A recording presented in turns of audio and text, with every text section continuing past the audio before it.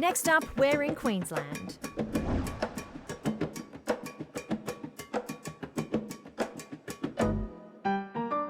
For me, holidays are all about the sand, surf, daytime napping and of course, the daily ice cream.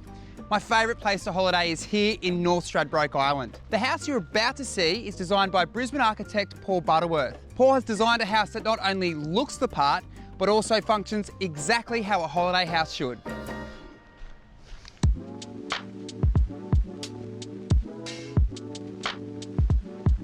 Well, Paul, full disclosure on this, I've actually been stalking this house on social media quite a bit, so I'm really excited about this tour. And I've got to say, that facade already hasn't let me down. It's pretty special and we're pretty happy with it. I mean, it's an amazing spot, it's an amazing place in general.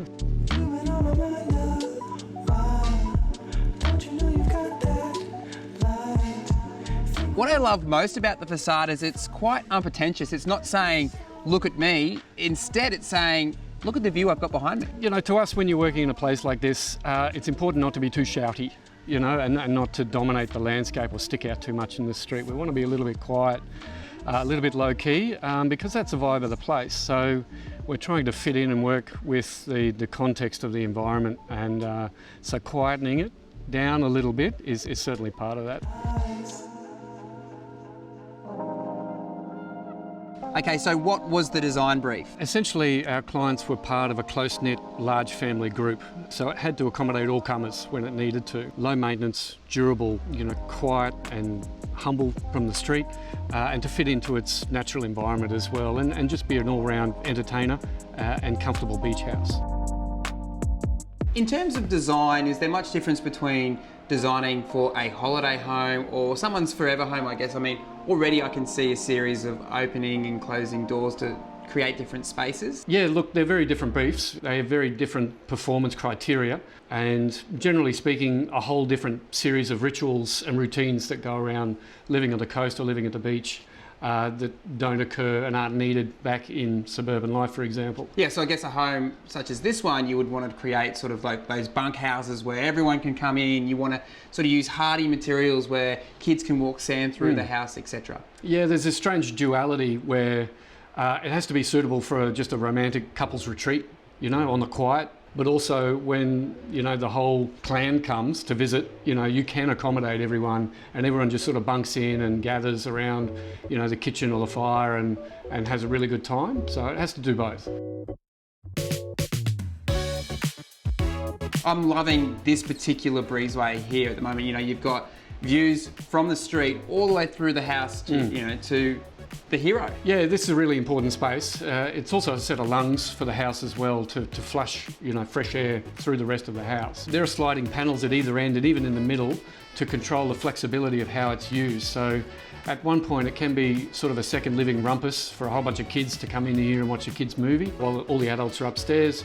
Or it can be closed off and it becomes extra sleeping, and we can lay out the stretchers, or people can sleep here quite comfortably and be private from the rest of the house. It does a whole bunch of things that are really important to make it useful and earn its keep.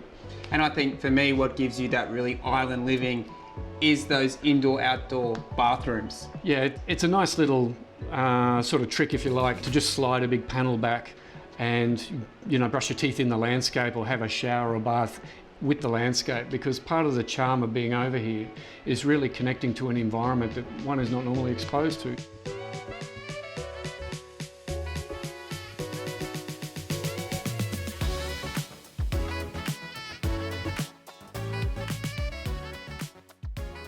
Well, Paul, it's quite obvious that part of the design brief was to capture that amazing view, and you've done it with this whole wall being glass, but that's quite complicated, isn't it? Yeah, look, it's definitely a balancing act because we are in a very exposed environment and it's a bit windy. So we've got a lot of structural juggling to do to hold it all up for a start and stop it, you know, raking backwards and forwards. The view is obviously the hero and the star of the show here, and the landscape as well. So we need to get access to that, but also try and get a number of different ways to get access to that. So sitting here on a deck, for example, is a very pleasant experience, but there's also another experience that we can get by taking the glass all the way to the floor and really capturing that view. You talk about how the architecture is very discreet.